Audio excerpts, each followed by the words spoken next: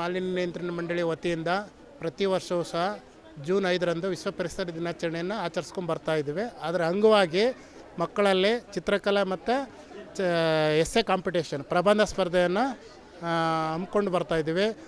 ಪ್ರಾಥಮಿಕ, ಮಾಧ್ಯಮಿಕ ಮತ್ತು ಪ್ರೌಢಶಾಲಾ ವಿದ್ಯಾರ್ಥಿಗಳಿಗೆ ಡ್ರಾಯಿಂಗ್ ಕಾಂಪಿಟೇಷನ್ ಚಿತ್ರಕಲಾ ಸ್ಪರ್ಧೆ ಮತ್ತು ಪ್ರೌಢಶಾಲೆ ಹೈಸ್ಕೂಲ್ ಮಕ್ಕಳಿಗೆ ಎಸ್ಸೆ ಕಾಂಪಿಟೇಷನು ಪ್ರಬಂಧ ಸ್ಪರ್ಧೆ. ಇದರಲ್ಲಿ ವಿಜೇತರಾದಂಥ first, second, third and fourth consolation ಪ್ರೈಸನ್ನು 5ನೇ ತಾರೀಕು ಅರಮನೆ ಮೈದಾನದಲ್ಲಿ ವಿತರಿಸಲಾಗದು. ಮತ್ತು ಎಲ್ಲರಿಗೂ ಪ್ರಶಸ್ತಿ ಪ್ರಮಾಣ ಪತ್ರ ಅಂದರೆ ಸರ್ಟಿಫಿಕೇಟು ಸುಧಾ ಭಾಗವಹಿಸಿದವ್ರಿಗೆ ಹಂಚ್ತಾಯಿದ್ದೀವಿ.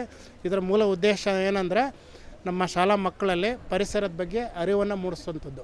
ಈ ವರ್ಷದ ಘೋಷವಾಕ್ಯ ಎಂಡಿಂಗ್ ಪ್ಲಾಸ್ಟಿಕ್ ಪೊಲ್ಯೂಷನ್ ಗ್ಲೋಬಲಿ, ಅಂದರೆ ಪ್ಲಾಸ್ಟಿಕ್ ಮಾಲಿನ್ಯವನ್ನು ಜಾಗತಿಕವಾಗಿ ಕೊನೆಗಾಣಿಸೋಣ ಅನ್ನೋದು. ಆ ಒಂದು ನಿಟ್ಟಿನಲ್ಲಿ ಮಕ್ಕಳಿಗೆ ಅದನ್ನು ಸಬ್ಜೆಕ್ಟಾಗಿ ಕೊಟ್ಟಿದ್ದೀವಿ. ಅದ್ರ ಬಗ್ಗೆ ಎಲ್ಲ ಬರೆದಿದ್ದಾರೆ. ಸುಮಾರು 900ರಿಂದ 1000 ಜನ ವಿದ್ಯಾರ್ಥಿಗಳು ಈ ಚಿತ್ರಕಲೆಯ ಸ್ಪರ್ಧೆಯಲ್ಲಿ ಭಾಗವಹಿಸಿದ್ದಾರೆ. ಒಂದು 400ರಿಂದ 500 ಮಕ್ಕಳು ಎಸ್ಸೆ ಕಾಂಪಿಟೇಷನಲ್ಲಿ ಭಾಗವಹಿಸಿದ್ದಾರೆ. ಈಗ ಚಿತ್ರಕಲಾ ಸ್ಪರ್ಧೆ ಮುಗಿದಿದೆ 10:30ಯಿಂದ 12 ಗಂಟೆಗೆ. 12 ಗಂಟೆಯಿಂದ 1 ಗಂಟೆವರೆಗೆ ಪ್ರಬಂಧ ಸ್ಪರ್ಧೆ ನಡೀತಾ ಇದೆ. ಇದು 1 ಗಂಟೆಗೆ ನಾವು ಮುಕ್ತಾಯಗೊಳಿಸ್ತಾ ಇದ್ದೀವಿ. ಮಕ್ಕಳು ವಿದ್ಯಾರ್ಥಿಗಳು ಯಾವ ಮಾನದಂಡ ಇಟ್ಟು ಆಯ್ಕೆ ಮಾಡ್ಕೊಳ್ತಾರೆ ಸರ್? 28 ವಿಧಾನಸಭಾ ಕ್ಷೇತ್ರ ಇದೆ, ಕೆಲವೇ ಮಾತ್ರ ಸೀಮಿತ. ಇಲ್ಲ, ಕೆಲವು ಶಾಲೆಗಳು ವಂಚಿತ ಆಗ್ತಾರೆ. ನಾವು ಎಲ್ಲ ಶಾಲೆಗಳಿಗೂ 14 ಪ್ರಾದೇಶಿಕ ಕಚೇರಿ ಬರ್ತದೆ ನಮ್ಮ ಬೆಂಗಳೂರು. ಇದರಲ್ಲಿ ಅವರೆಲ್ಲ ರೀಜನಲ್ ಆಫೀಸರ್ಸು ಅವರವರ ಅಧಿಕಾರಿಗಳು ಸ್ಟಾಫ್ ಮುಖಾಂತರ ಎಲ್ಲ ಶಾಲೆಗಳಿಗೂ ಇದ್ರ ಬಗ್ಗೆ ನಾವು ಜಾಗೃತಿಯನ್ನು ಮೂಡಿಸಿ ಈ ಥರ ಸ್ಪರ್ಧೆಯನ್ನು ಮಾಡ್ತಾಯಿದ್ದೀವಿ. ಭಾಗವಹಿಸಬೇಕು ತಮ್ಮ ಶಾಲೆ ಮಕ್ಕಳು ಅಂತಲೂ ವೈಯಕ್ತಿಕವಾಗಿ ಹೇಳಿದ್ದೀವಿ. ಮತ್ತು ಪತ್ರಿಕಾ ಪ್ರಕಟಣೆಯನ್ನು ಸುಧಾ ಹೊರಡಿಸಿದ್ದೀವಿ. ಸೊ ಆ ಒಂದು ಇದರಲ್ಲಿ ಬೆಂಗಳೂರು ನಗರದ ಎಲ್ಲ ವಿವಿಧ ಶಾಲೆ ಮಕ್ಕಳು ಈ ಸ್ಪರ್ಧೆಯಲ್ಲಿ ಭಾಗವಹಿಸಿದ್ದಾರೆ. ಇತರ ಜಿಲ್ಲೆಗಳಲ್ಲೂ ಸುಧಾ ವಿವಿಧ ದಿನಾಂಕಗಳಂದು ಅವರು ಜೂನ್ 5ನೇ ತಾರೀಕಿಗೆ ಕೆಲವು ಜಿಲ್ಲೆಗಳಲ್ಲಿ ಮಾಡ್ತಾರೆ, ಕೆಲವು ಜಿಲ್ಲೆಗಳಲ್ಲಿ ಜೂನ್ ಕೊನೆ ಭಾಗದಲ್ಲಿ ಮಾಡ್ಬೋದು. ಯಾಕೆಂದರೆ ಶಾಲೆ ಆರಂಭ ಆಗೋದ್ರಿಂದ ಮಕ್ಕಳ ಸಂಖ್ಯೆ ಕಡಿಮೆ ಆಗಿರೋದ್ರಿಂದ ಮತ್ತು ಮಳೆ ಮತ್ತು ಕೊರೋನಾ ಒಂದು ಇದಿರೋದ್ರಿಂದ ಸಂಖ್ಯೆ ಕಡಿಮೆ ಆಗೋ ಒಂದು ಸಂಖ್ಯೆಯಿಂದ ಮುಂದಿನ ದಿನಗಳಲ್ಲಿ ಅವರು ಮಾಡ್ತಾರೆ. ಮತ್ತು ಕೆಲವು ಜಿಲ್ಲೆಗಳಲ್ಲಿ ಅಲ್ಲೇ ಹಾಸನ ಮತ್ತು ಧಾರವಾಡ ಅಲ್ಲೆಲ್ಲ ಪ್ರಬಂಧ ಸ್ಪರ್ಧೆಗಳು, ಡ್ರಾಯಿಂಗ್ ಕಾಂಪಿಟೇಷನೆಲ್ಲ ಅಲ್ಲೇ ಮಾಡ್ಕೊಂಡಿದ್ದಾರೆ. ಅಲ್ಲೂ ಸುಧಾ ಇದೇ ರೀತಿ ಪ್ರೈಸಸ್ ಡಿಸ್ಟ್ರಿಬ್ಯೂಷನ್ನು ಮಾಡ್ತಾರೆ. ವಿಜೇತರಿಗೆ ಏನು ಪ್ರಶಸ್ತಿ ಪ್ರೋತ್ಸಾಹ ಇದು ಕೊಡ್ತಿದ್ದೀರಾ ಗುರುಗಳ ಮಕ್ಕಳಿಗೆ? ವಿಜೇತರಿಗೆ ಸುನೀತಾ ಮೇಡಮ್ ವಿಜೇತರಿಗೆ ಮೊಮೆಂಟಸ್ಸು, ಪ್ರಥಮ, ದ್ವಿತೀಯ, ತೃತೀಯ ಹಾಗೂ ಸಮಾಧಾನಕರ ಬಹುಮಾನಗಳನ್ನು ಕೊಡ್ತೀವಿ. ಮತ್ತು ಭಾಗವಹಿಸಿದಂಥ ಎಲ್ಲ ವಿದ್ಯಾರ್ಥಿನಿಯರಿಗೆ ಪ್ರಶಸ್ತಿ ಪತ್ರ ಅಂದರೆ ಸರ್ಟಿಫಿಕೇಟ್ಸನ್ನು ಸುಧಾ ವಿತರಣೆ ಮಾಡ್ತೀವಿ. ಭಾಗವಹಿಸೋದು ಮುಖ್ಯ. ಸ್ಪರ್ಧೆಯಲ್ಲಿ ಗೆಲ್ಲೋದಕ್ಕಿಂತ ವಿವಿಧ ಭಾಗಗಳಿಂದ ಇಂಥ ಬೆಂಗಳೂರಿನ ಟ್ರಾಫಿಕ್ ಇದರಲ್ಲಿ ಈ ಮಳೆ ಸಂಭವ ಇದ್ದರೂ ಸುಧಾ, ಕರೋನಾ ಆತಂಕ ಇದ್ದರೂ ಸುಧಾ ಹೆಚ್ಚಿನ ಸಂಖ್ಯೆಯಲ್ಲಿ ಪೋಷಕರು ಮತ್ತು ಅವರ ಪ್ರಾಧ್ಯಾಪಕರು, ಅಧ್ಯಾಪಕ ವೃಂದದವರೊಂದಿಗೆ ಅವರು ಇಲ್ಲಿ ಭಾಗವಹಿಸಬೇಕು ಅನ್ನೋ ಒಂದು ಮನೋಭಾವನೆಯಿಂದ ಇಲ್ಲಿ ಬಂದು ಭಾಗವಹಿಸಿದ್ರಲ್ಲ, ದಟ್ ಇಟ್ ಸೆಲ್ಫೇ ವಿನ್. ಅವರು ಗೆದ್ದಂಗೆ.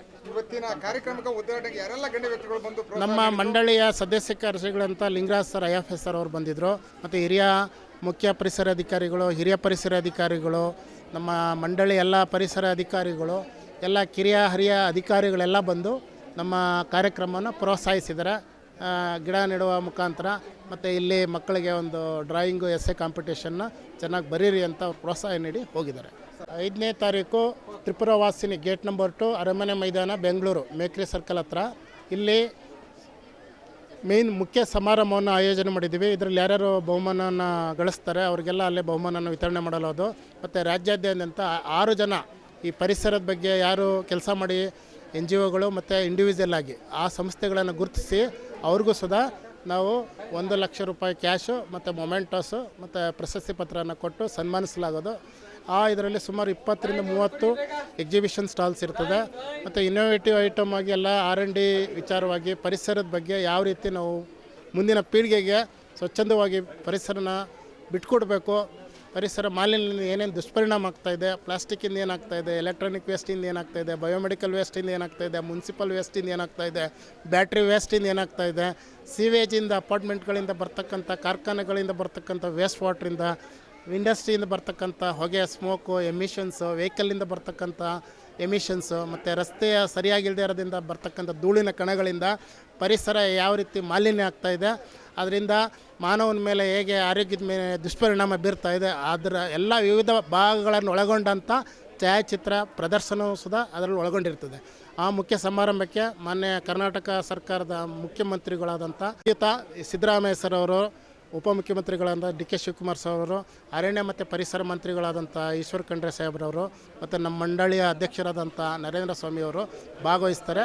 ಮತ್ತು ಹೆಚ್ಚಿನ ಸಂಖ್ಯೆಯಲ್ಲಿ ಎಲ್ಲ NGOsಗಳು, ನಾಗರಿಕರು, ಶಾಲಾ ವಿದ್ಯಾರ್ಥಿಗಳು ಮತ್ತು ಕೈಗಾರಿಕೋದ್ಯಮಿಗಳು ಸುಮಾರು 15,000 ಜನ ಸಂಖ್ಯೆಯಲ್ಲಿ ಭಾಗವಹಿಸ್ತಾರೆ ಅನ್ನೋ ಒಂದು ಅಂದಾಜನ್ನು ನಾವು ಇಟ್ಕೊಂಡಿದ್ದೀವಿ.